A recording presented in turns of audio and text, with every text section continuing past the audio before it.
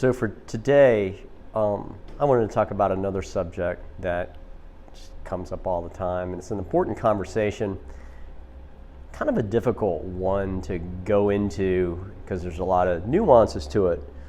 But in general, the question that comes about is, should I save this tooth?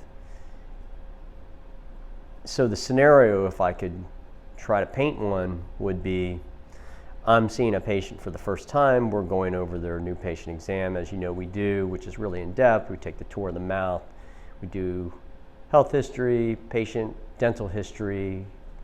I tell patients in general, let's get your health history and your overall personal history and then your dental history, but you don't need to start at birth, just kind of give me the cliff notes, as I say. It's important because it gets me to understand some of the risk factors just based on what they know. Then as we take a tour of the mouth and we look at the x-rays, as I'm looking at them for the first time with the patient, sometimes we run into what I see as a bomb that I can tell when I walk in the room. It's like, oh no, this is not good. And the funny thing about it is oftentimes the patient, they do not even have pain.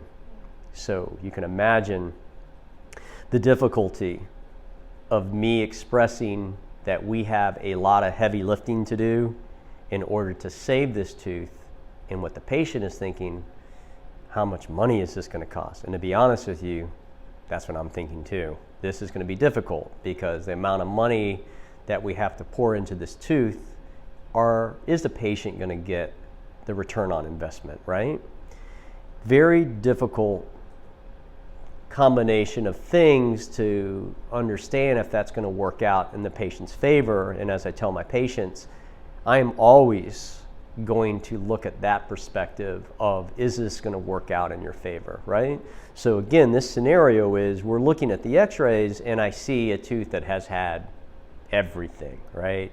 And it's already been noted in their history. Oh yeah, I had that tooth done. They had a really tough time with it, and gee, I spent like $3,000 on that tooth, and don't tell me that tooth has a problem. And I look at them like, I'm just a reporter of the truth here. I'm investigating a crime scene. We're collecting evidence, and yes, it does have a problem. I don't have pain on that tooth. Yes, I understand that, but as we go into, I'm going to teach you to read your own x-rays. So as we look at these x-rays and explain what to look for, do you see a problem with this x-ray? No, I don't see a problem. Okay, let me go into the 101 of reading this x-ray.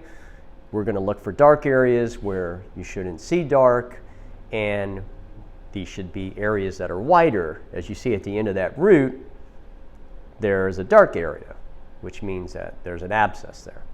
But that tooth has had a root canal. How can it have a problem? The root has been taken off.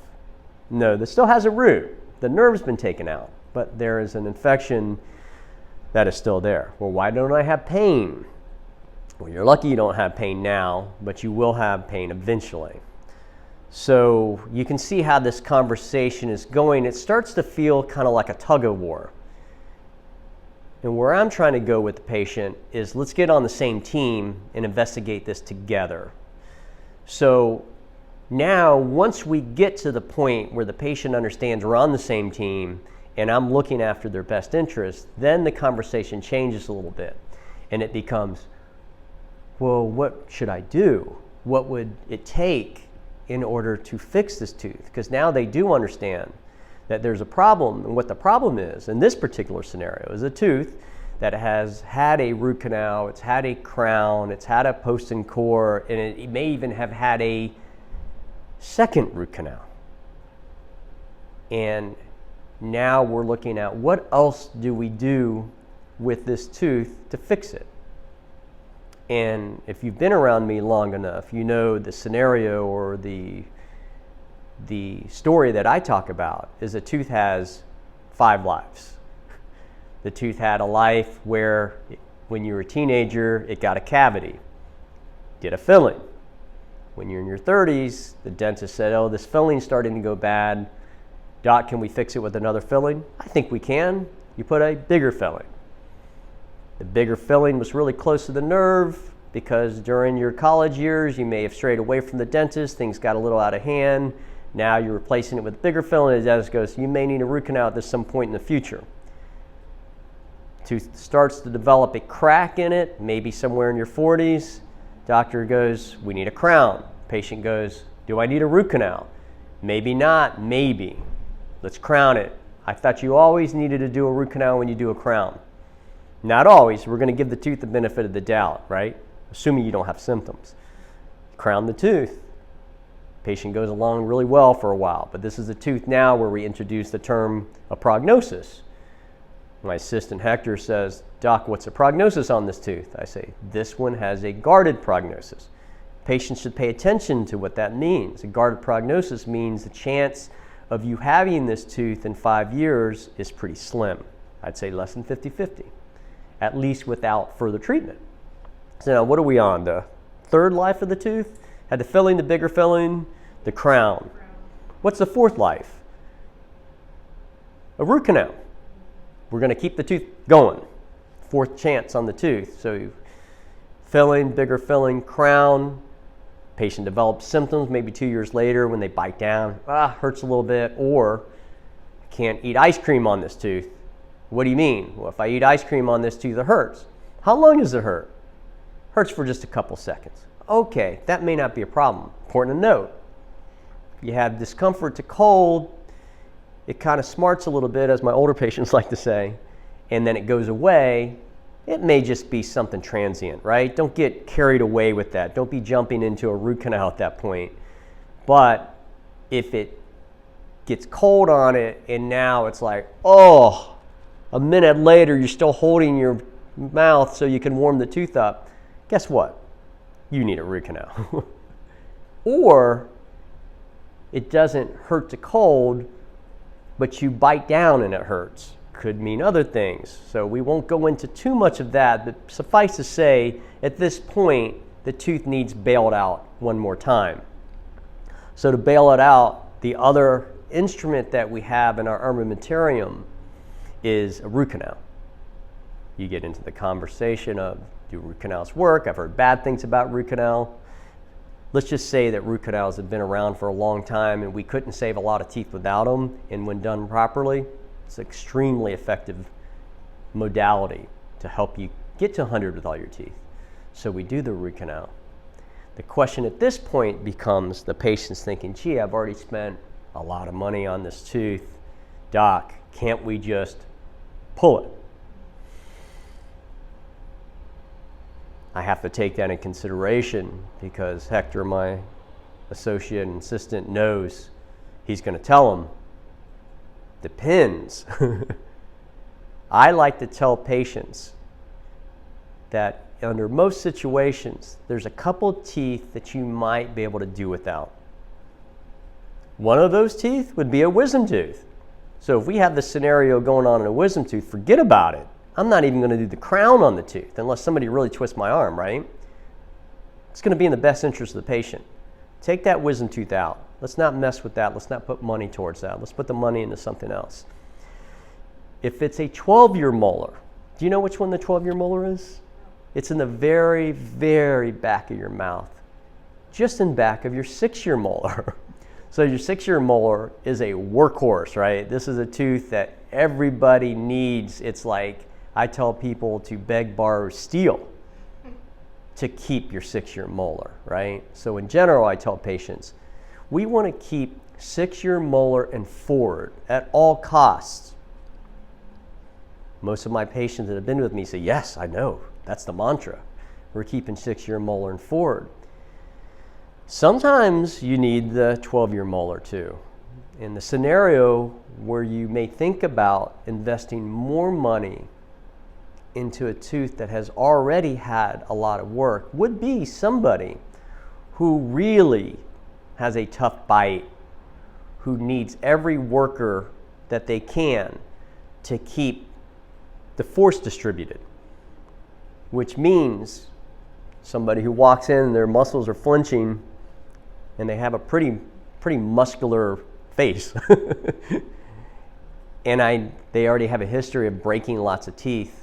I know if we take that 12-year molar out, there's going to be a consequence, right?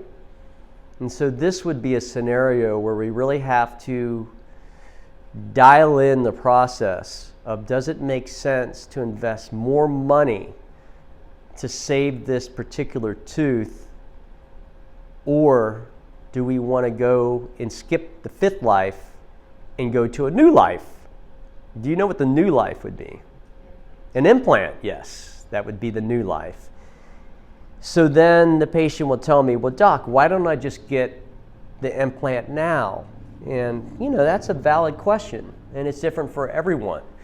And I would say that, if you're a real practical person and you don't like the idea of rolling the dice for the 5th time on a tooth that's already cost you a lot of money, it may make sense to jump to the new life, the implant, which is the savior, right? And I always say I can get you to 100 with all your teeth, but you may need some titanium supplementation. And this is where that comes in. So, what other things should you consider? So, Casey, if it were you at the young age of 20-something, right? And you're wanting to use the implant card now, I don't think that's a good idea. Why? Because the implant's not 100%. So let's just say that we place the implant, we gave up the 5th life, which would be the root canal, and keep the crown. So a root canal and not a new crown, but a root canal if you catch it early enough and go through the crown and do a root canal. So now you're investing maybe $1,200, and that it can save the tooth. I would say do that in your 20s, in your 30s, in your 40s, even your 50s, and maybe 60s. Because when you get an implant, I'm thinking gold standard, 30 years. That would be a gold standard, right? I mean, what type of things, what type of technology can you get that's going to last you 30 years? I mean, if I buy a new computer, a new laptop, how long? We talked about this. It's maybe 3 years and then it's old. So a patient's expecting me to fix a tooth and, doc, it's going to last a lifetime. No, we know that's not the case. So you got to take age into consideration in addition to everything else in a patient's risk profile, mainly being bite. And so now if we decided, okay, I'm young, it's going to make sense to invest in this root canal and see if we can save it, but there's not a guarantee, because the worst case scenario, and something that really hurts,